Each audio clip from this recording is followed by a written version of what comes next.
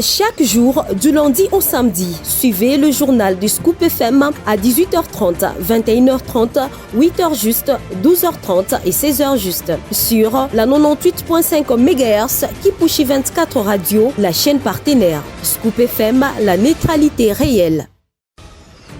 Vous faites bien de nous choisir parmi tant d'autres pour vous informer. Mesdames, messieurs, bienvenue à tous si vous nous rejoignez. Un hélicoptère militaire de forces armées de la République démocratique du Congo a fini son vol en feu au cours d'un exercice militaire de la force aérienne à l'aéroport de Ndolo ce mercredi 30 octobre 2024 à Kinshasa. Les détails sont à suivre dans ces journaux. Et puis après la conférence épiscopale nationale du Congo, c'est le tour de la plateforme de confession religieuse de donner aussi la voix sur le sujet de la révision constitutionnelle. Mesdames, messieurs, voilà tout pour le titre. Le président Félix Tshisekedi est arrivé ce mercredi 30 octobre 2024 en Ouganda pour une visite de travail de quelques heures. Juste après son arrivée, le président congolais a eu un entretien à tête-à-tête avec Yoweri Museveni. Dans son tweet, le président ougandais a indiqué qu'ils ont discuté entre autres de la sécurité entre l'Ouganda et la RDC, de la sécurité régionale et du développement des infrastructures.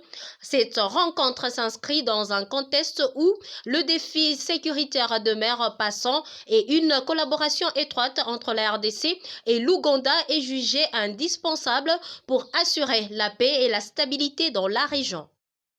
Autre titre, la commission économique et financière ECOFIN de l'Assemblée nationale a déploré mardi 29 octobre la dépense près de 8 milliards de dollars américains en mode d'urgence lors de l'exécution de travaux de développement de 145 territoires. Jean Bondo nous en dit plus. Il a relevé ces chiffres lors de l'adoption du projet de loi sur la réduction des comptes, exercice 2023 au Palais du Peuple. Après débat et adoption, l'Assemblée nationale a décidé de diligenter une mission d'enquête au gouvernement afin de s'assurer de la destination des fonds dépensés en vue de procéder à des confiscations des biens des détourneurs. S'appuyant sur les rapports de la Cour des comptes, la commission ECOFIN de la Chambre basse du Parlement a également déploré d'énormes dépassements des crédits et d'importantes disparités dans leur consommation. Elle a en outre noté l'absence de précision sur la localisation exacte de la nature des projets financés par ces dépenses. Le PDL 145 territoires n'a connu qu'un taux d'exécution de 6,96% sur un total de dépenses de 22 786 milliards. Seuls environ 49% ont été exécutés à la loi, a fait savoir la rapporteure. L'honorable Ida Kitoa de la commission ECOFIN de l'Assemblée nationale a condamné la mauvaise gouvernance, les manques d'orthodoxie financière et l'indiscipline budgétaire. Restons à la chambre basse du Parlement au cours de la séance plénière tenue mardi 29 octobre. Le député national Léonard Cheo Kitundu a dénoncé l'insalubrité criante dans la ville de Kinshasa qui est le miroir de la République démocratique du Congo en tant que capitale. Écoutez le député national Cheo Kitundu dans cet extrait choisi par votre rédaction. La ville capitale. Vous savez, honorable président, souvent, c'est devenu un lieu commun. On parle de Kinshasa comme ville-province. Je vous rappelle que, conformément à la Constitution, notre pays est composé de 25 provinces et de la ville de Kinshasa. Même si Kinshasa a le statut de province, il n'en demeure pas moins que Kinshasa demeure une ville. Et pas n'importe quelle ville, c'est la ville capitale. C'est la vitrine de notre pays. C'est l'entrée officielle de la République démocratique du Congo. C'est le siège des institutions. C'est quand, honorable président, vous êtes vous-même le premier diplomate parlementaire, et je pense que vous contactez les diplomates et nos partenaires ici dans la ville de Kinshasa. Vous-même, vous parcourez l'Afrique dans différentes capitales la ville de Kinshasa est considérée comme la ville la plus sale du continent. Honorable Président, il faut nous responsabiliser. Il y a une espèce d'accoutumance à la saleté. Chacun de nous ici, quand il rentre à la maison, vous rentrez dans sa parcelle, c'est tout propre. Mais quand il sort, on dirait qu'on s'habitue à la saleté. Ce n'est pas normal. Et ce n'est plus, honorable Président, uniquement l'affaire des autorités urbaines.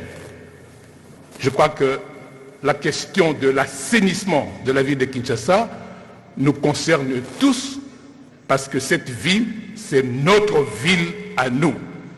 Par conséquent, il faudrait nécessairement qu'il y ait des initiatives importantes, innovantes. Pourquoi pas, à un moment donné, d'ailleurs, je me rappelle une fois, honorable Président, même l'Union européenne est venue au secours de la ville de Kinshasa. Rendons-nous dans le Haut-Katanga. Le vice-premier ministre de l'Intérieur, Jean-Kema Chabani, et celui du plan Guilain Nyembo ont découvert les routes réhabilitées ou construites à neuf et l'immeuble de l'Assemblée provinciale. Deux ouvrages du gouvernement provincial du Haut-Katanga sous le leadership du président Félix Antoine Tshisekedi Tshilombo. Visite guidée par le gouverneur Jacques Kabula Katwe lui-même aux côtés du président de l'Assemblée provinciale Michel Kabwe. Reportage. La ville de Lubumbashi présente à ce jour un nouveau visage. Le profil de la capitale cuprifère est remarquable par la construction à neuf ou par la réhabilitation de plusieurs avenues et routes dans différents quartiers. Jacques Kabula Katwe incarne la vision du président de la République, Félix Antoine Tshisekedi Tshilombo. Ce mardi 29 octobre 2024, à mission d'aller au Katanga, les vice-premiers ministres de l'Intérieur, Jacques Chabani, et du plan, Guilain Nyembo, ont découvert quelques réalisations du gouverneur Jacques Kabula Katwe dans les domaines des infrastructures routières et bâtiments, dont certains ont été réhabilités et d'autres construits à neuf. Le chef de l'exécutif provincial, accompagné du président de l'Assemblée provinciale, Michel Kabwe Mwamba, a conduit ses invités VIP découvrir les avenues Misakabo et Ruby au quartier Golf, où les nuages de poussière ont cédé la place à l'asphalte rehaussant ainsi la valeur immobilière dans ce quartier. L'avenue Ruby va faire jonction avec l'avenue Chinyama à Kabula-Menchi. Le cortège va arpenter l'avenue Upemba à la Katouba, une artère à 4 voies avec séparateur sur des terres. Cette ronde va chuter par l'avenue Kinshasa rénovée dans le quartier populaire de Machipicha.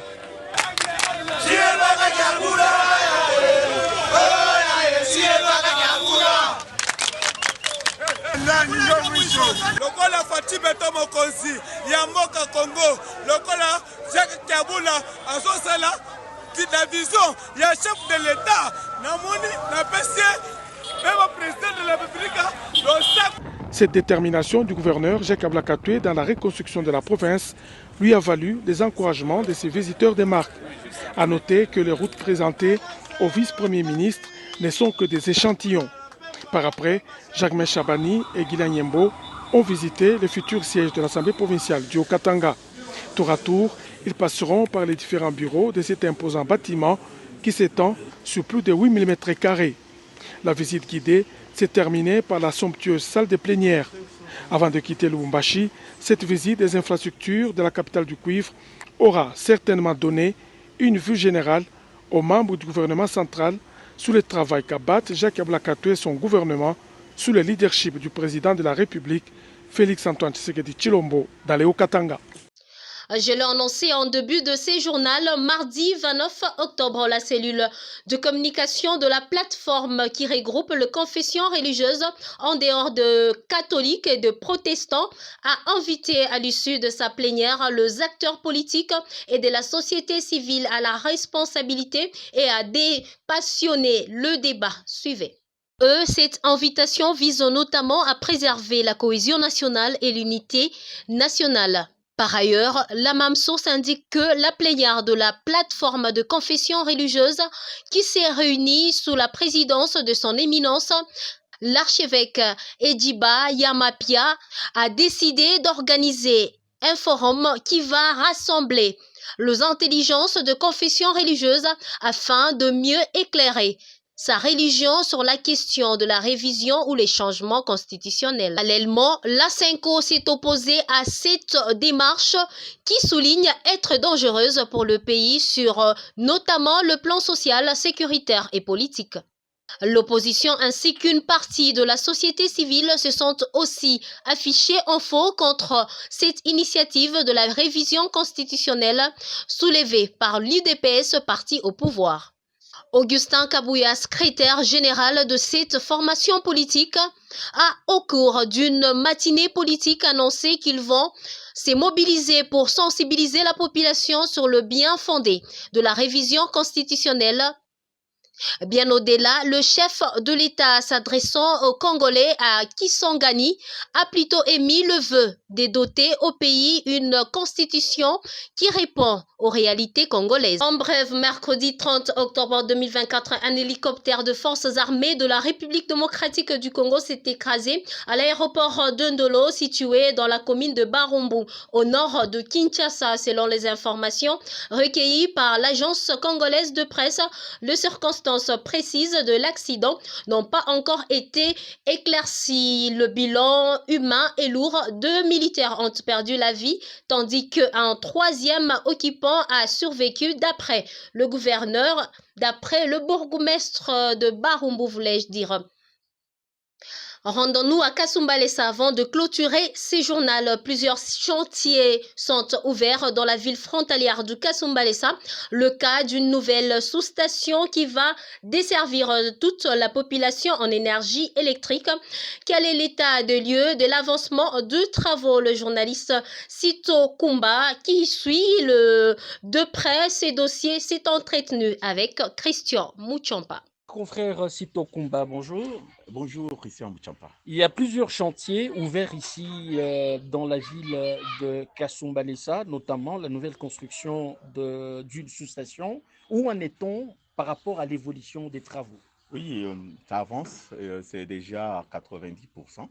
Il nous reste 10% pour la distribution de cette énergie.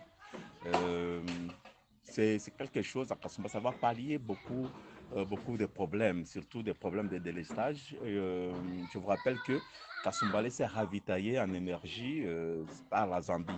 Donc notre sous-station, l'ancienne sous-station, ça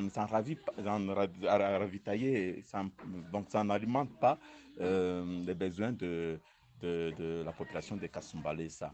Et la nouvelle sous-station construite par les Égyptiens, ça évolue très bien et déjà le courant est déjà dans la nouvelle sous-station. Avec 4 gros, donc des grands transformateurs de haute tension. Donc ça va ravitailler Kasumbalesa, Mukambo, Sakanya et voir aussi à l'extérieur de notre pays. Donc Luapula, nous sommes en Zambie. C'était là le journaliste Sito Kumba qui était au micro de Christian Mouchampa.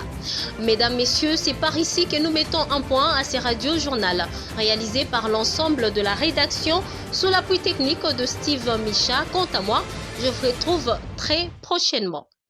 Chaque jour, du lundi au samedi, suivez le journal du Scoop FM à 18h30, 21h30, 8h juste, 12h30 et 16h juste sur la 98.5 MHz Kipushi 24 Radio, la chaîne partenaire. Scoop FM, la neutralité réelle.